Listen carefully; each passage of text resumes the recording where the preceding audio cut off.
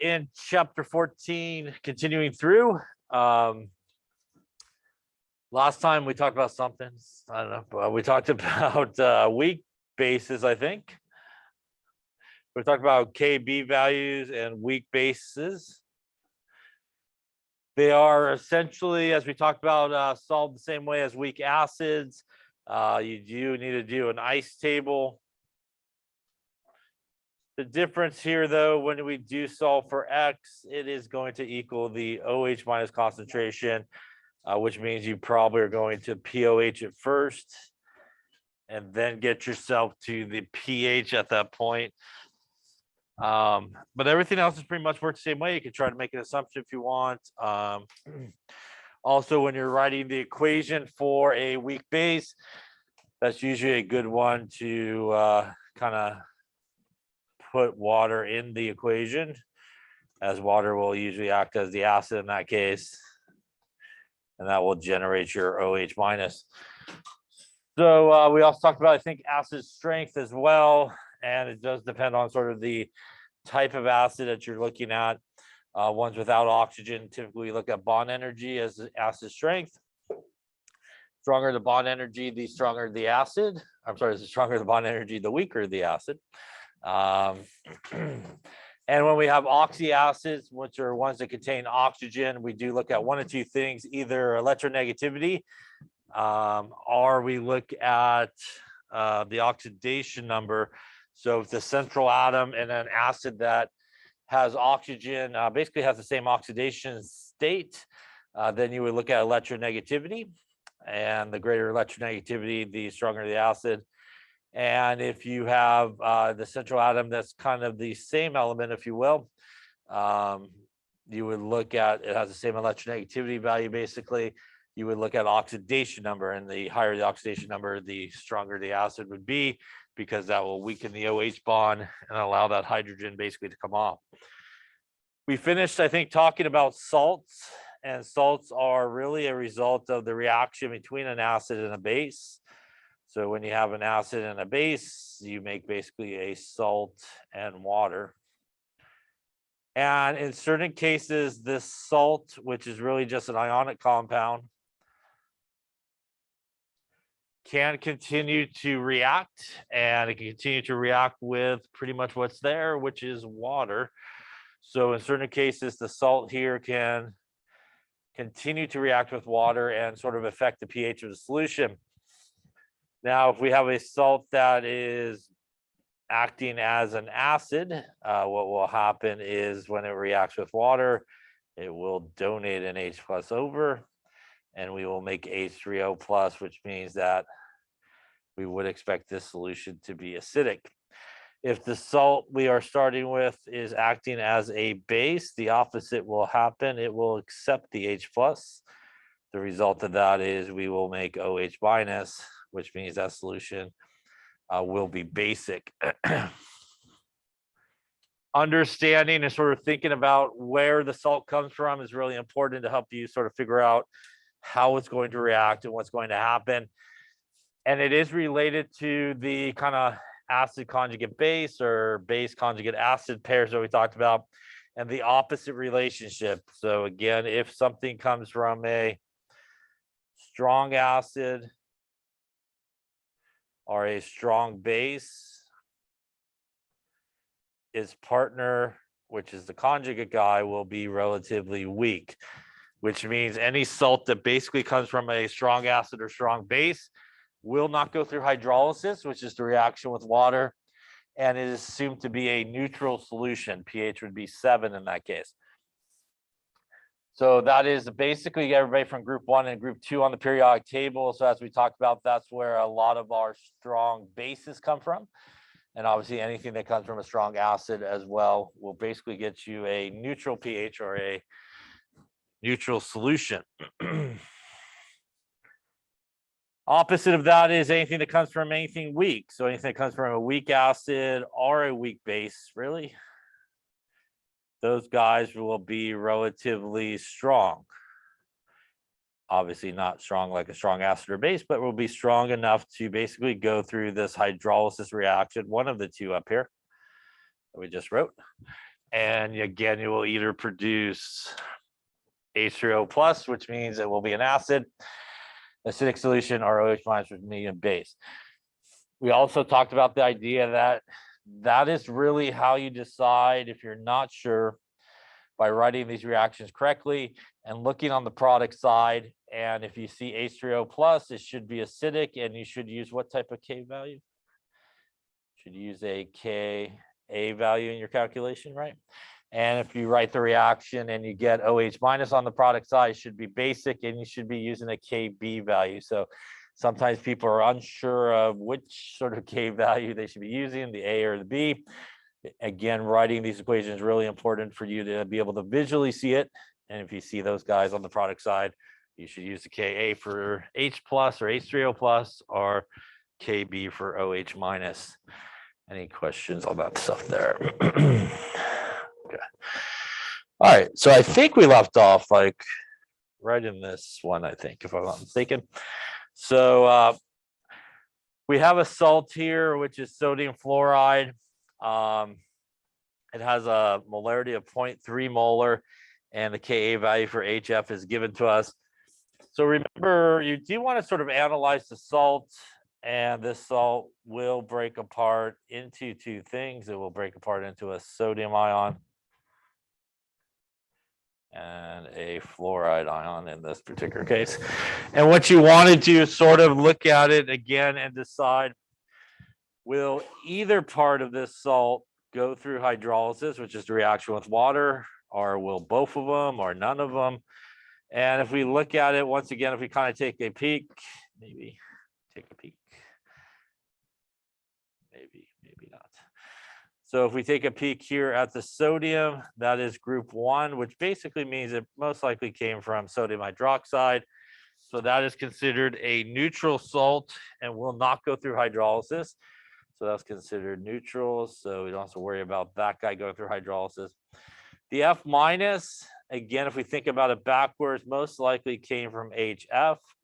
Well, I'm making that assumption because they were nice enough to give me a Ka value for HF, which tells me that HF is a weak acid, which means F minus would be its conjugate base partner and should go through hydrolysis. So this guy will go through hydrolysis because of where it came from, this guy being a weak acid.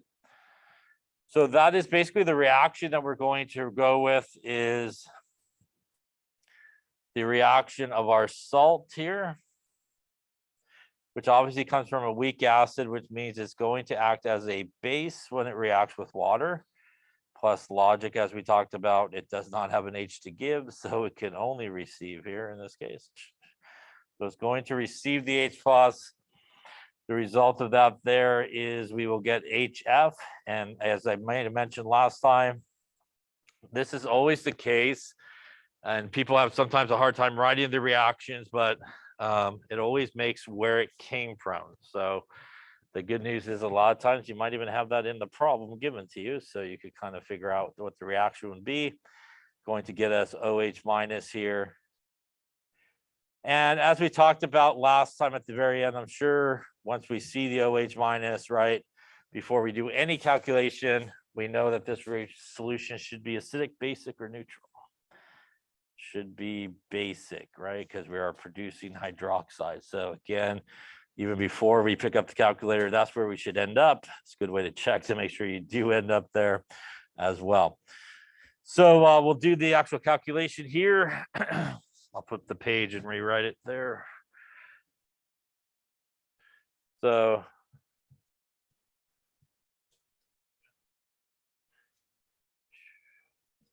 what we got is a little F minus action plus some water. Once again, the H plus is going to go that way.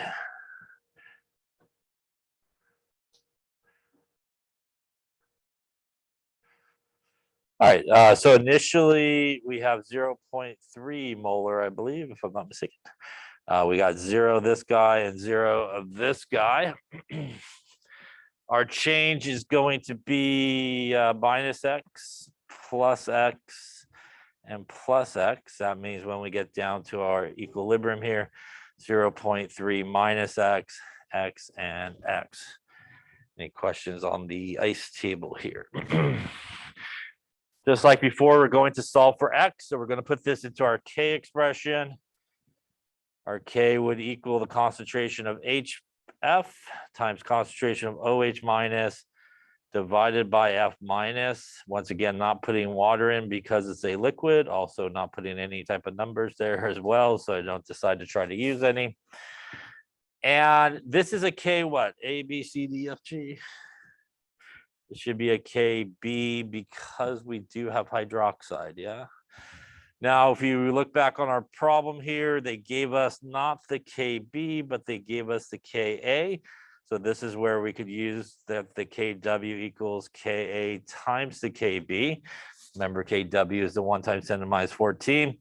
That means the KB that we need should be 1 times 10 to the minus 14 divided by 7.2 times 10 to the minus 4 here.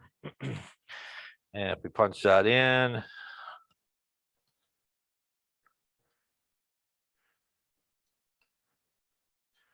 we'll call it 1.4 times 10 to the minus 11, it looks like. So that is what our KB expression that we wrote on the next side here should equal 1.4 times 10 to the minus 11.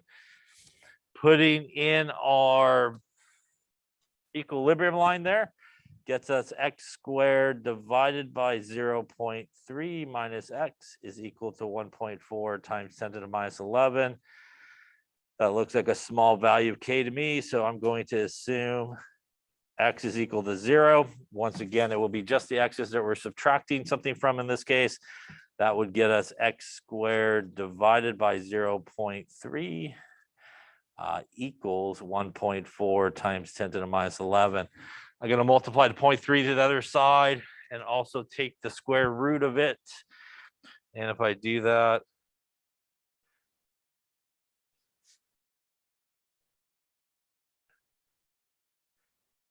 I end up with something like an x value of equals like 2.05 times 10 to the minus 6. We do want to check it, so we're going to take this value, right, and we're going to divide it by 0.3 and times it by 100. And if we do that, I believe we're like 0.006% or something like that. So the check here should be good in this case. In a lot of cases, when you're doing hydrolysis problem, probably your check will be good, but you should still do it just to make sure. In this case, we're interested in the pH. So if we go back to our table, we see that the OH minus is equal to X. So the concentration of OH minus equals X, which equals 2.05 times 10 to the minus 6 molar. That allows us to calculate the pOH first, minus the log of that.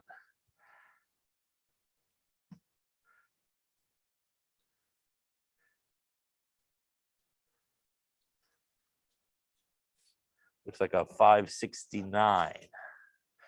Now, again, if you were maybe mistaken about what you just calculated and you thought that this was the pH, this should not make sense to you because that's definitely not a basic pH. So we do need to get to the pH here by taking 14 minus that number.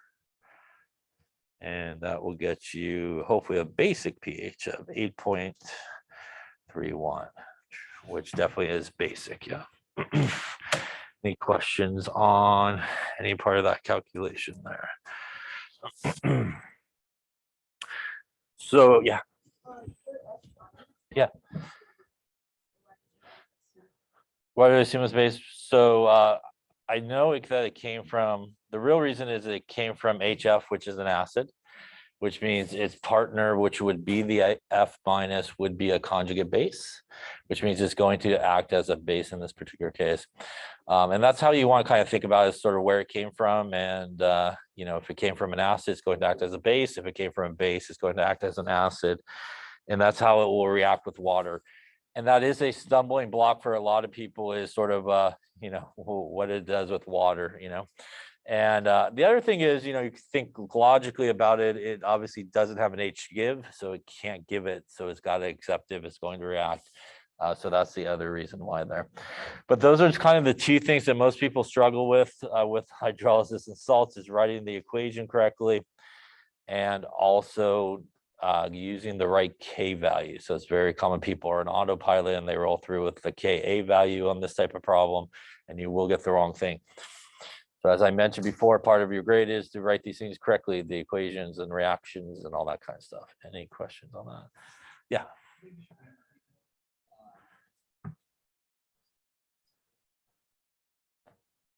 That is why, yeah. So again, much like normal, if you got something in your ice table that you're really not going to use, it's probably good not even to put X's or anything there that's going to try to encourage you later on to use it wrong. So if you know for sure it's not getting included, just leave it blank. Don't put anything there. Any other questions? I was trying another one here to make sure. The pH of what is the pH of a 0.75 molar sodium cyanide solution? Okay, let's take a look here. So once again, we have a salt here, which is sodium cyanide. It's going to break apart into a couple of things here. Obviously a sodium ion and a cyanide here. So once again, we want to analyze our salt and see if anything's going to go through hydrolysis. Once again, we've seen sodium a number of times. That is a neutral guy, so we don't need to worry about that. Our Cn minus most likely came from this nice acid that they gave us. And that means that once again here, our Cn minus will go through hydrolysis because that acid is a weak acid, which means this guy will react with it. It is going to react with it as a base, once again, because it does come from that acid, which means it's going to accept the H plus over there. And we will get, again, where it came from. And we will produce hydroxide here. So again, we can make a pretty good prediction that we should end up basic once again with this particular one here. Any questions on that part so far? All right, so let's do the calculation here. So we have our Cn minus plus our water. HCN. So initially here from the sodium cyanide, we had 0.75, 0 and 0. Change will be minus X plus X plus X, which means at equilibrium 0.75 minus X, X, and X here. This is going to go into our K expression, which will be, once again, here our products divided by our reactants, obviously leaving water out again. And as we talked about, this should be a KB value as well. That means we do need to switch it around. So our KB from what they gave us would be 1 times 10 to the minus 14 divided by 6.2 times 10 to the minus 10, I think. Yeah. So if we do that, got 1 to the minus 14 divided by 6.2 to the minus 10. Looks like a 1.6 to the minus 5. So that obviously is what this equals. And then that, putting in our equilibrium line here, gets us something like this. Once again, here we're going to assume that X is equal to 0. See how that goes again. Assume X is equal to 0. So that would then reduce this down to X squared 0.75 equals 1.6 times 10 to the minus 5. We're going to multiply to the other side and also take the square root of it.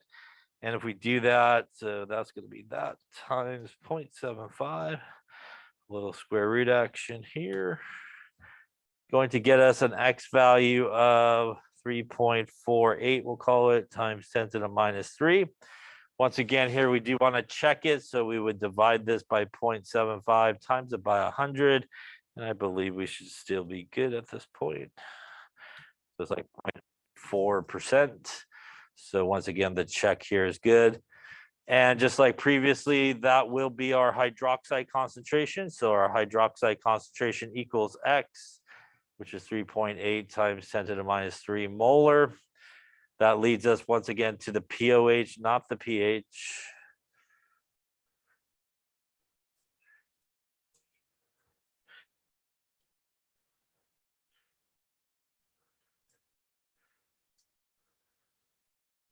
Looks like a 2.46 POH, which then if we subtract our 14 to get to the pH here, should definitely get us into the basic realm here in terms of pH at 1154, which definitely is basic. Yeah. Any questions on any of those steps there? Yeah.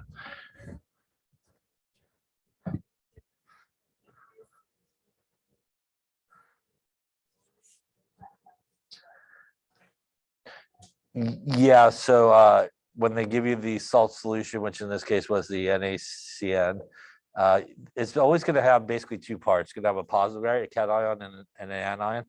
And your goal is to look at both of those things and decide, will either one of them go through hydrolysis, or will they both go through hydrolysis, or will neither of them go through hydrolysis? So that is always want to break that apart and sort of decide. In a lot of cases, it will just be one, but it is possible both could, but in most cases, it will just be one. And you want to decide, will any part of it go through hydrolysis?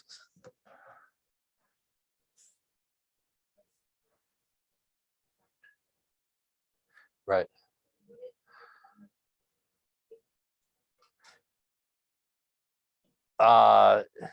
It is possible that you may not be given to it in a problem.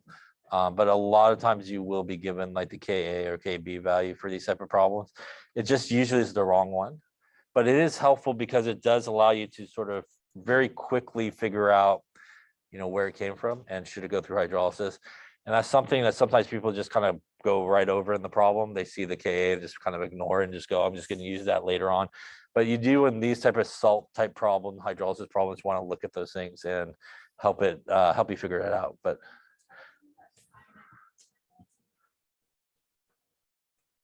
so the sodium is basically from group 1 on the periodic table.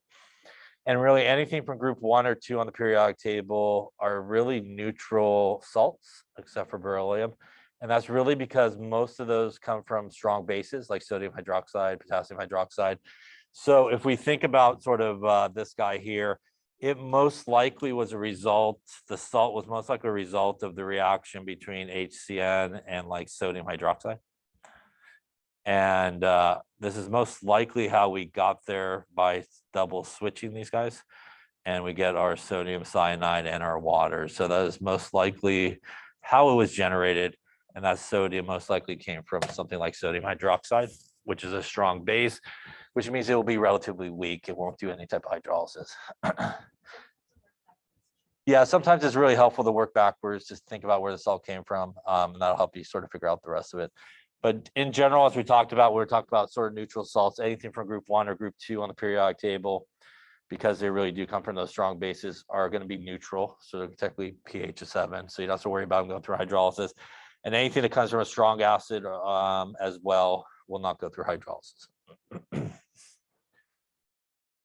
Other questions on that? Okay.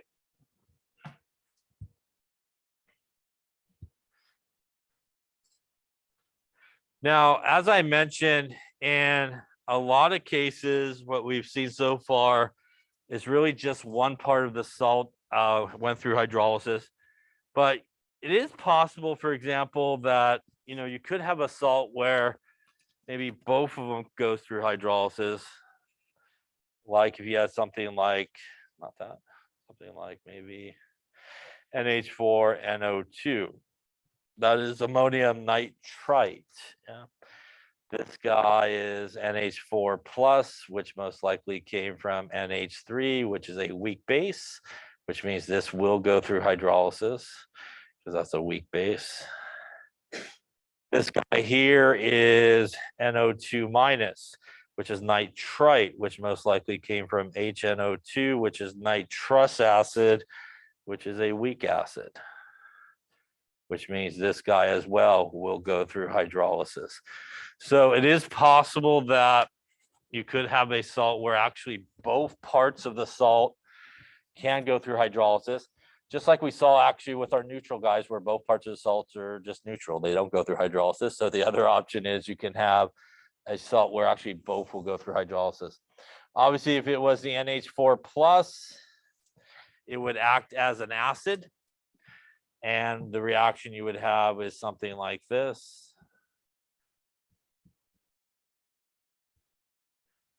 Where it's going to actually donate the H plus over there and make NH3 and H3O plus. So it'll be acidic. If this guy went through hydrolysis because it came from a weak acid, it would act as a base. And the reaction you would get would be this reaction here.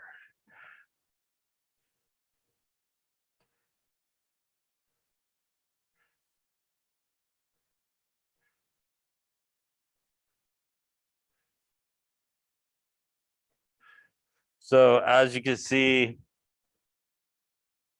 right underneath there, we always make in these reactions where these salts come from. So they always make it, so it's a good thing to keep in mind. But obviously that guy would be a basic salt, as we do produce hydroxide. So how do you determine which one it will go through, or do you do both? The answer is you don't do both. You could, it's just a very long and complicated calculation.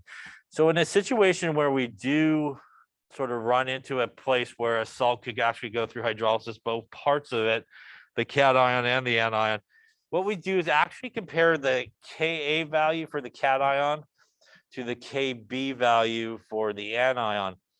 And if you compare the two and the Kb value is larger than the Ka value, you would assume go through the basic route. So you would sort of ignore the I and just do the reaction that would produce OH minus. If you look at the Kb value and it's less than the Ka value, which means basically the acid is bigger than the base, you would do it for the acidic reaction, where OH3O plus would be produced. If the Ka and Kb are about the same, then it will be pretty much like a neutral sort of situation that will happen. So when we do have salts that both go through hydrolysis, we compare the Ka to Kb values, and we determine which one it will do based on which one is larger. So in my example there, if I looked at it and my Ka was larger than my Kb, I would do the one that produced H3O plus, which would be the first guy there, which should be the ammonium. Any questions on that there? And you would go through the calculation like normal, ice table, and obviously solve for X and so forth. All right. Let's talk a little bit about oxides. Oxides are obviously elements that contain oxygen, and when they react with water, in certain cases, we do produce acidic solutions, basic solutions. So for example, a lot of strong bases over here are these guys reacting with water to produce things like sodium hydroxide, potassium hydroxide. So these are what we refer to as basic oxides on the left-hand side there.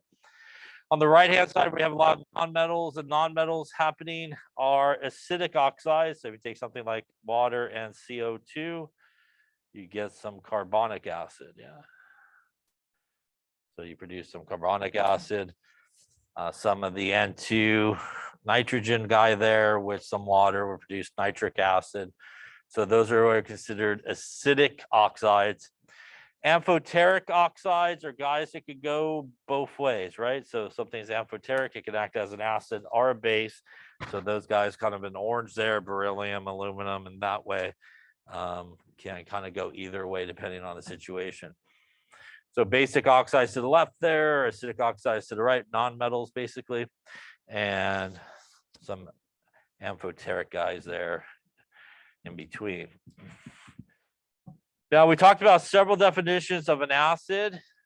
So let us talk about another definition of an acid. So the Arrhenius definition of an acid and base is something that will produce H plus or OH minus in solution.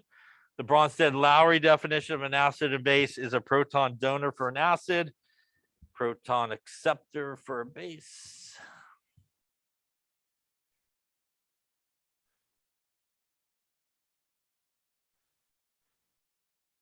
Now, our good friend Lewis also is involved. We can have a Lewis acid or a Lewis base. When we think about Lewis, we think about Lewis structures, yes. And Lewis structures involve what things? When you draw Lewis structures, you put one on them? Electrons. So his definition of an acid and base actually involves electrons. A Lewis acid is something that will accept a pair of electrons. A Lewis base is something that will donate a pair of electrons. So it's a little bit opposite of Bronsted-Lowry for two ways. The acid here is actually accepting, and it's accepting electrons, not protons. And the base is donating electrons, not protons. In order for something to donate electrons, you need some like non-bonding electron pairs. It's helpful. And you need things that are like polar is also very helpful in that sense. And things with negative charges are also helpful in that sense. Why would things with negative charges be helpful? How do things become negatively charged? Things become negatively charged by gaining electrons, which means they have electrons to give. Yeah, so things with negative charges are really good. Things that have lone pair electrons that are polar are really good as Lewis bases. So things like water, things like Cl minus, OH minus, these are good things for Lewis bases. So we can look at a definition here. We got our H plus and our OH minus. In this case, OH minus is going to send a pair of electrons over to our positive guy. Things that are positive charged are really good Lewis acids because they are basically electron deficient, right? That's the way you become positively charged. You lose electrons. And our good friend boron, right, which is an incomplete octet, right? It's also electron deficient, can't accept them. So here our OH minus is donating, which means he is the base. Our H plus is accepting, which means it's the acid. And we have our acid-base combination here. NH3, which is ammonia, it's polar, has those non-pair electrons that can donate over to the H plus, making NH3 the guy that donated the pair of electrons, which makes it the base and makes here the acid. You get the same end result whether you look at it as a Lewis acid or base or a Bronsted-Lowry acid or base, because Bronsted-Lowry definition would mean the proton is donated, right? Which means that's the acid and that's the base, which is the same result. Same thing here. Bronsted-Lowry, the proton would be donated, which means that would be the acid and this would be the base. So you do get the same end result whether you look at Lewis acid or base or Bronsted-Lowry acid or base. One deals with protons, one deals with electrons, but they both identify the same thing as the acid or base, no matter which one you kind of choose there. The benefit of a Lewis acid and base is you can relate acid and base chemistry to something where there is no transfer of a proton, like here. There's our boron, which is an incomplete octet. It is electron deficient. Let's come back. Which means, again, it's going to accept this pair of electrons from the NH3, making, once again, this our base, this our acid, and putting it together, again, no proton here being transferred. So it's a nice definition to use. We will 100% see Lewis acids and bases, mainly bases, Lewis bases, later on when we talk about transition metals and complex ions. So we will see Lewis bases a lot there where things are giving away a pair of electrons. Any questions on the definition of Lewis acid and base? Yeah. You will have it on this exam. Yeah. But again, we will see it more later on in a later chapter semester. Yeah. They pop up a lot in the transition metals and complex ions, Lewis bases and acids. Other questions? All right, so we're going to talk a little bit about polyatomic ions. Polyatomic ions, not polyatomic ions. Yeah, we hopefully talked about that before. I said it again. Polyprotic acid. That's what I'm trying to say. You tell what I taught yesterday. Polyatomic ions. Polyprotic acids. Polyprotic acid obviously means that the acid has more than one hydrogen to give. So something that is monoprotic can be just a generic HA, where it will give away one H plus and have A minus. Diprotic acid, H2A, has two hydrogens to give. Overall gives two hydrogens come off. And this A actually has a -2 charge. And triprotic acid, H3A, will give off 3 hydrogens, and this guy actually has a -3 charge. Balance out. Now, when we get to diprotic and triprotic, which I think we might have talked a little bit about earlier on this chapter, the hydrogens do come off basically one at a time. So although what we're looking at here in each of these reactions, these are sort of the overall reaction that takes place, but as an acid loses the hydrogen, again, it does sort of pop off basically one at a time. So if you took something like sulfuric acid, the very first thing that would happen is this guy would drop off an H plus and be left with HSO4 minus. And then this guy here would drop off the second H and make SO4 2 minus. So this is basically a two-step process where if you add these together, these guys cancel, and that gives you your overall reaction that's happening. That is using 2 H pluses and a sulfate. But it does happen step by step, and each step where a polyprotic acid loses a hydrogen, it can set up an equilibrium, and there is a K value associated with it, except for sulfuric acid. This is kind of a strong acid, the first one that comes off.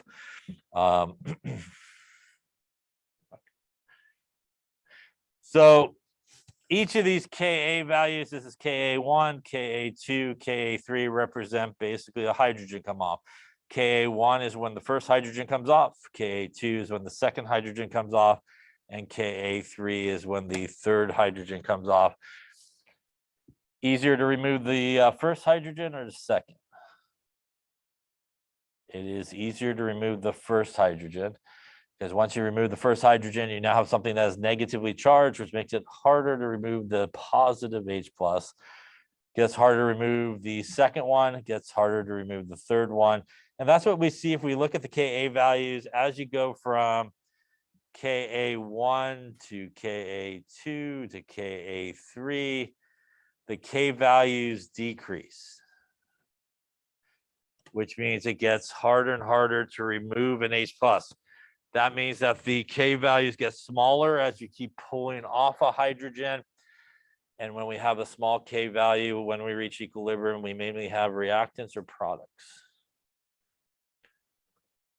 So if you have a small K value, you mainly have reactants, which if we look at our dissociation here, if I mainly have reactants, that means I mainly have these guys, not a lot of these guys. Yeah. So as the K value gets smaller, we're not producing as much H plus, and it's harder to remove. All right.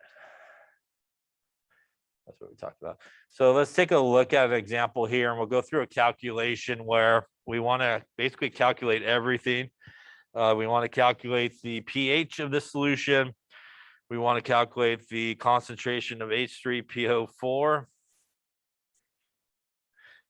H2PO4 minus, HPO4 2 minus, PO4 3 minus, and H plus of a 5 molar phosphoric acid solution, Ka1, Ka2, and Ka3. These Ka values that we see here are basically for each hydrogen that comes off. So the first hydrogen that would come off would be this.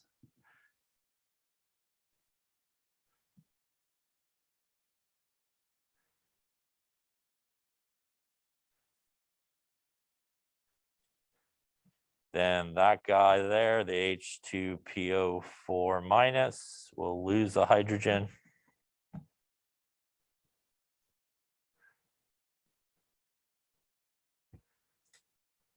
And lastly here, that HPO4 2 minus will lose the third hydrogen.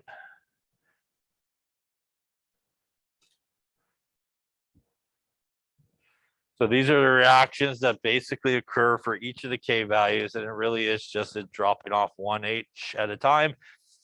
And we see that here from our K values. First one is to the -3, second one is to the -8, and the third H that comes off is to the -13, which we see it gets smaller and smaller, the K value, meaning that it gets harder and harder to remove the H plus throughout the solution. So basically in this problem, we want to calculate the concentration of everybody and also the pH, which is going to require us to use all the equations here and all the K values because we're asked to solve for everything.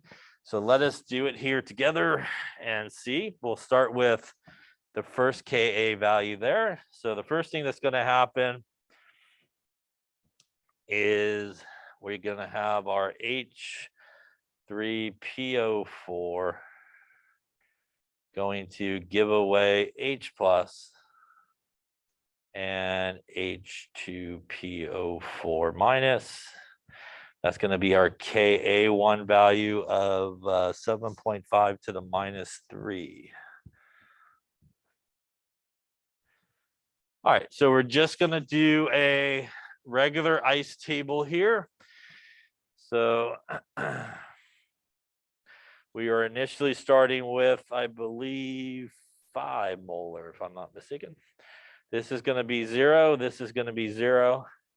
Our change here will be -x plus x plus x, which means when we get to equilibrium, we got 5 minus x, x, and x. Any questions on the first table here? This is going to go into our Ka1 expression. So that's going to be Ka1 will equal our H plus times our H2PO4 minus divided by our H3PO4. So putting in our values there gives us x squared divided by 5 minus x is equal to 7.5 times 10 to the -3. I'm going to make an assumption here and assume that x is equal to 0. That gives me x squared divided by 5 is equal to 7.5 times 10 to the -3. I am again going to multiply 5 to the other side and take the square root of it.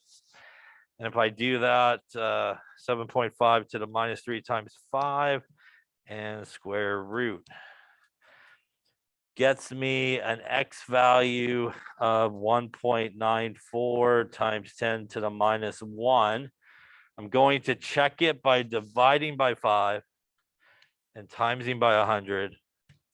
And it is 3.9%. So the check here is good.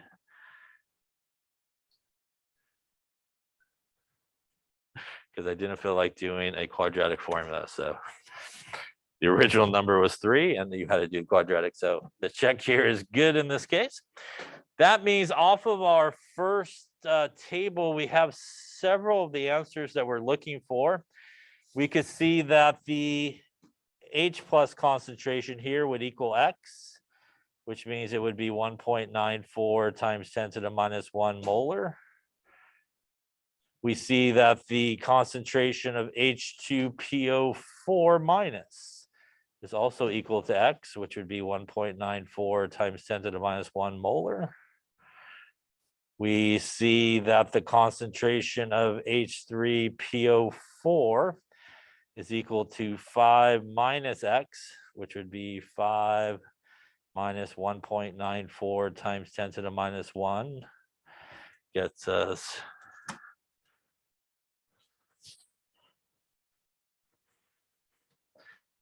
about 4.81, we'll call it.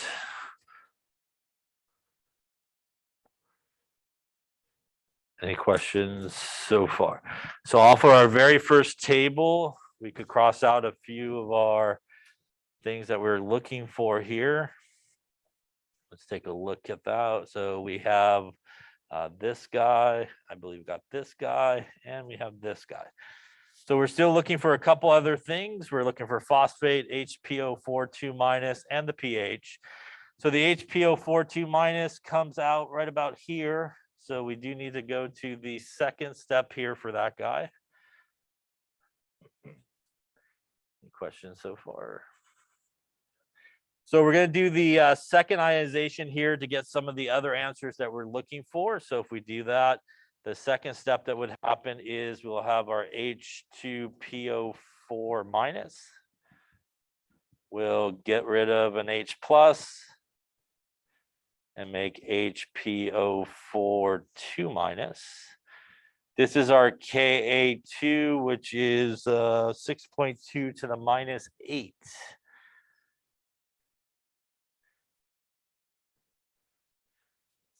Now, initially here,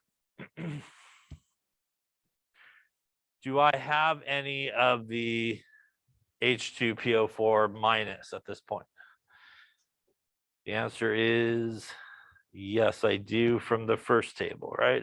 So from the first table, I actually have some of this already there. So we do have an initial amount of that. And what about H plus? Do I have any of that there? I do as well. Oops, from the first table as well. So our equilibrium line of the first table will become kind of our initial line of the second table, as it's all in the same solution, right? Breaking apart. So we do have some of those guys happening. So let's put those guys in. They both look like the same number, so that's good. So here we then have, what's 1.94, right? 1.94. 1.94 times 10 to the minus 1, 1.94 times 10 to the minus 1, and 0, basically. So we do have some initials here. We're going to do the rest of the table the same. This is going to be minus X, plus X, and plus X, which means at equilibrium, we got 1.94 times 10 to the minus 1 minus X, 1.94 times 10 to the minus 1 plus X, and X. Any questions on the table here? At this point, this is going to go into our Ka2 expression. So our Ka2 would be our H plus, our HPO4 2 minus, our H2PO4 minus.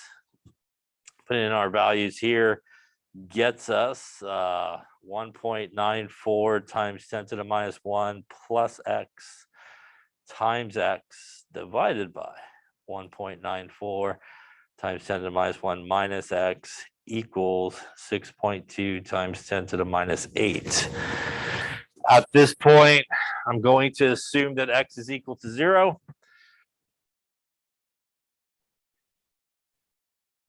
That will then give me up on top 1.94 times 10 to the minus 1 times X divided by 1.94 times 10 to the minus 1 equals 6.2 times 10 to the minus 8. I think I could do this math. Those guys cancel. Gives me X is equal to 6.2 times 10 to the minus 8. I then want to check it here just to make sure. 6.2 to the minus 8 divided by 1.94 to the minus 1 times it by 100.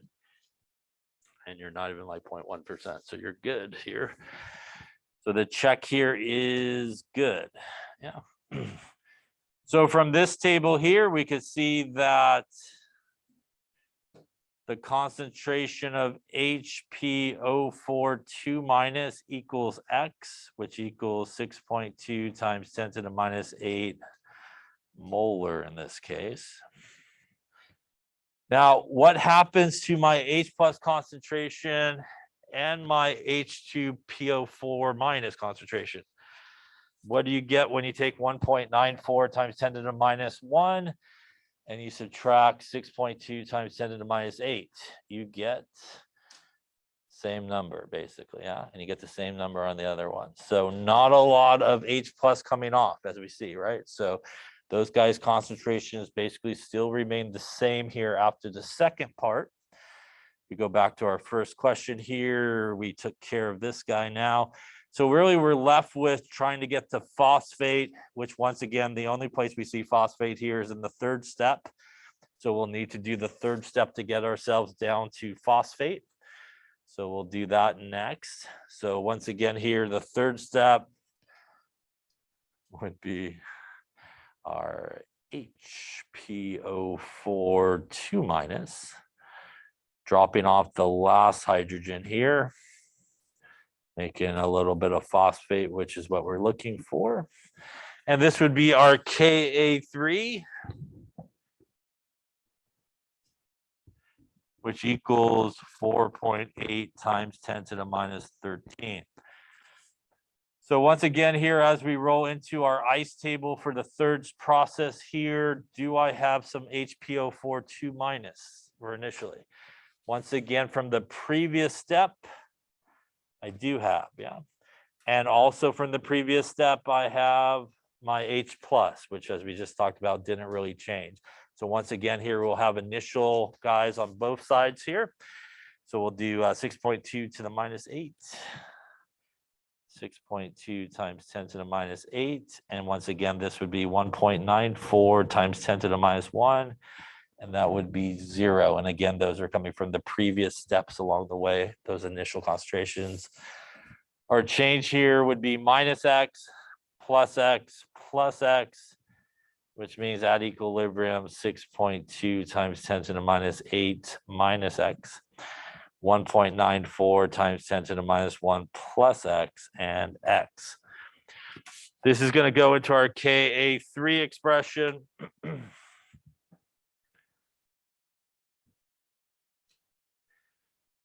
Which would be our H plus, our phosphate.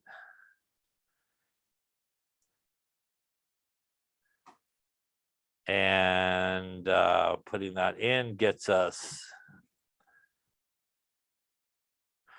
1.94 times 10 to the minus 1 plus X times X divided by 6.2 times 10 to the minus 8 minus X equals 4.8 times 10 to the minus 13. Might as well keep our assumption run here going since it seemed to work. We're going to assume once again X is equal to 0. That's going to be once again these X's here that you're adding or subtracting from. Gets us a 1.94 times 10 to the minus 1 times X divided by 6.2 times 10 to the minus 8 equals 4.8 times 10 to the minus 13. I'm going to multiply the bottom number there to the other side and then divide by 1.94 to the minus 1. And if I do that here carefully,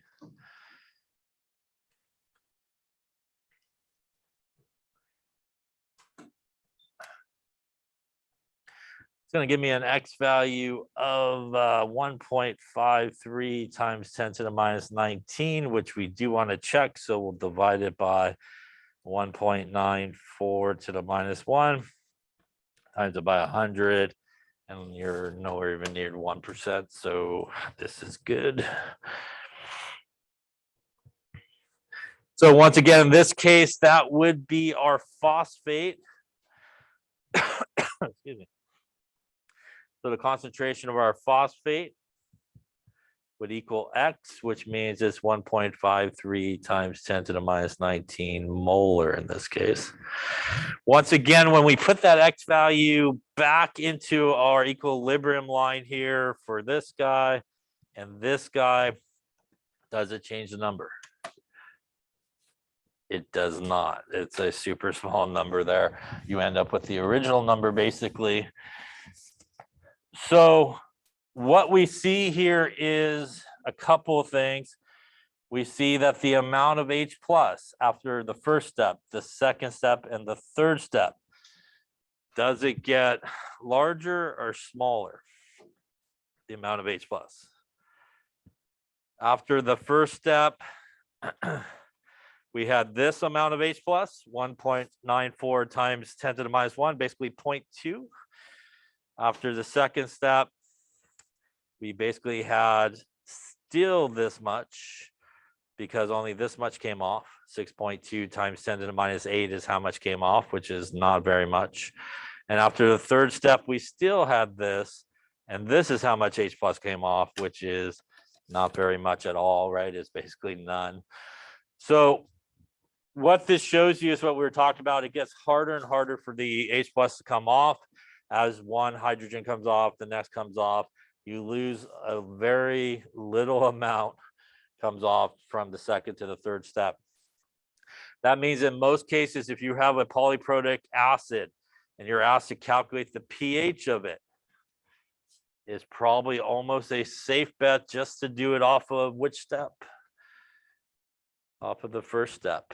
So you don't have to go any further than the first step. If all you need is the pH, which we could do here to finish up our calculation, minus the log of the H plus, which would be minus the log 1.94 times 10 to the minus 1. And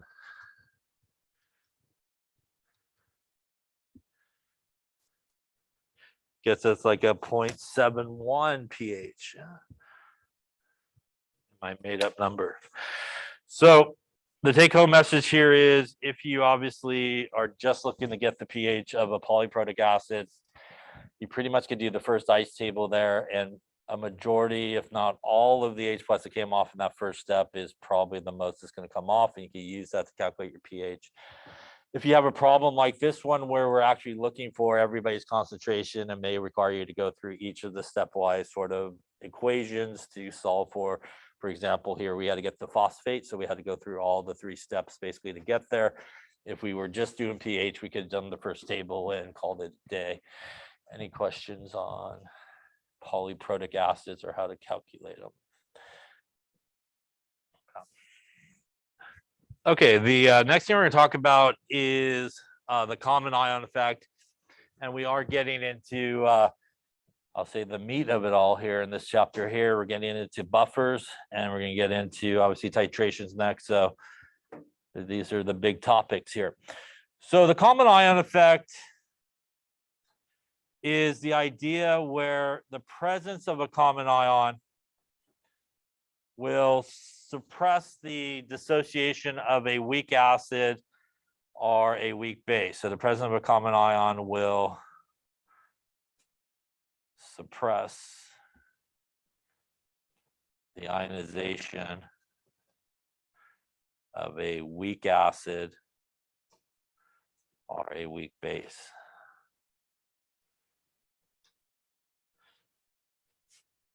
So the common ion effect is when we have basically, like the name implies, a common ion present in the solution.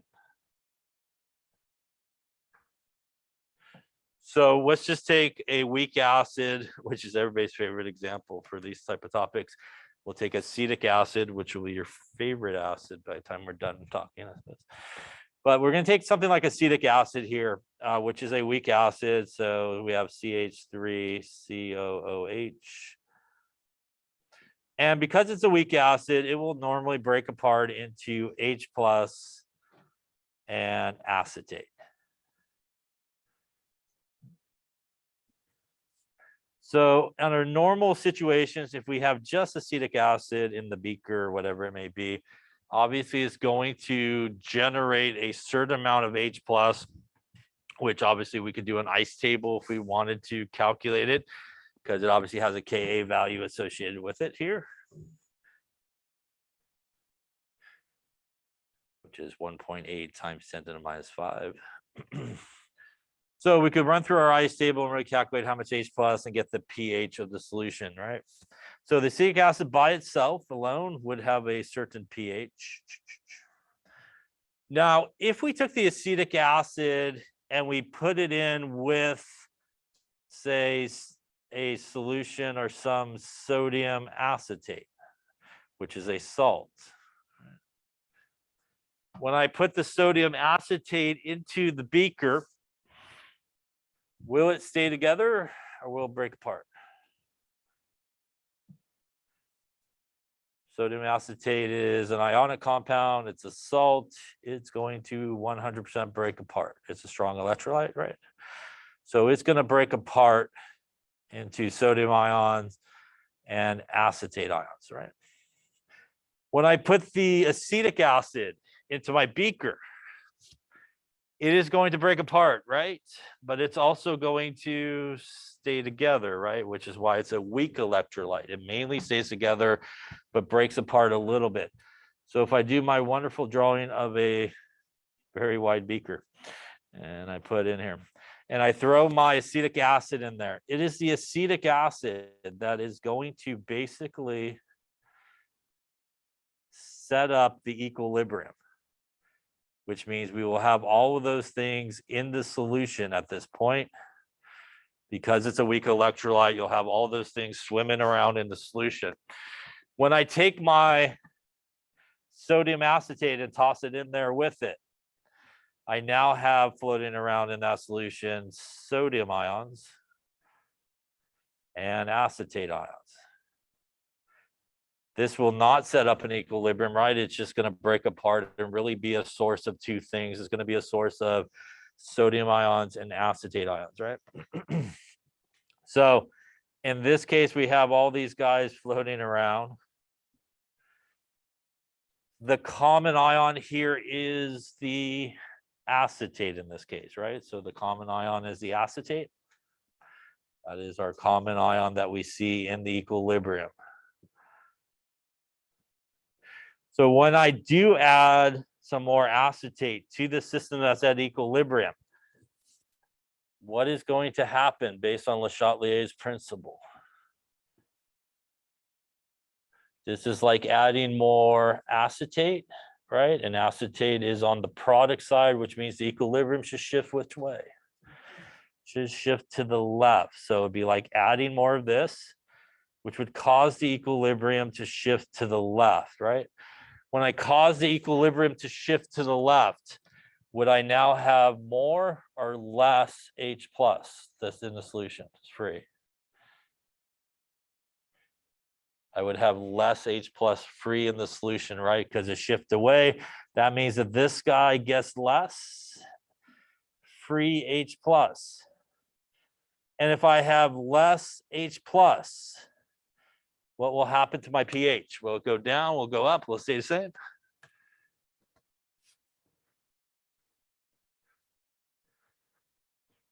Just in general, the pH will go which way? Up, down, or stay the same? It's one of three answers, 33 1/3 shot.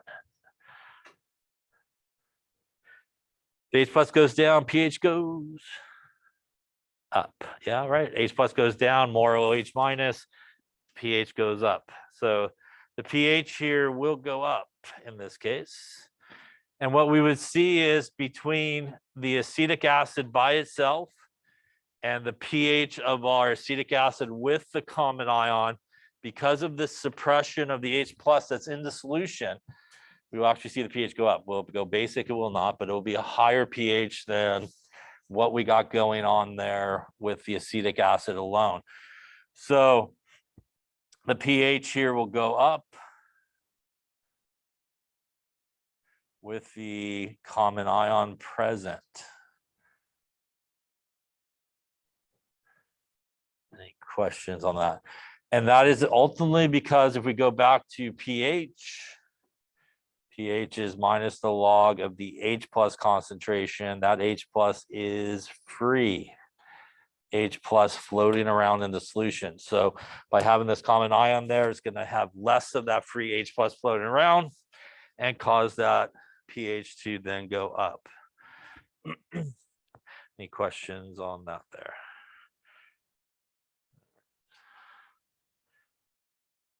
So the common ion will, as I said, really suppress it and will cause the pH to be higher in the presence of a common ion than without it. So if we take a look at an example here, calculate the pH of a solution of 0.2 molar acetic acid and a solution of 0.2 molar acetic acid with 0.2 molar sodium acetate. So since we're getting to the end, what I'm going to ask you to do is calculate A, and then we'll start off and look at A at the beginning of lecture next time, and then we'll look at B together here. So before next lecture, kind of go through A, work it out, make sure you get the right answer, which you should be able to do, I would hope. Any questions on anything that we talked about here today?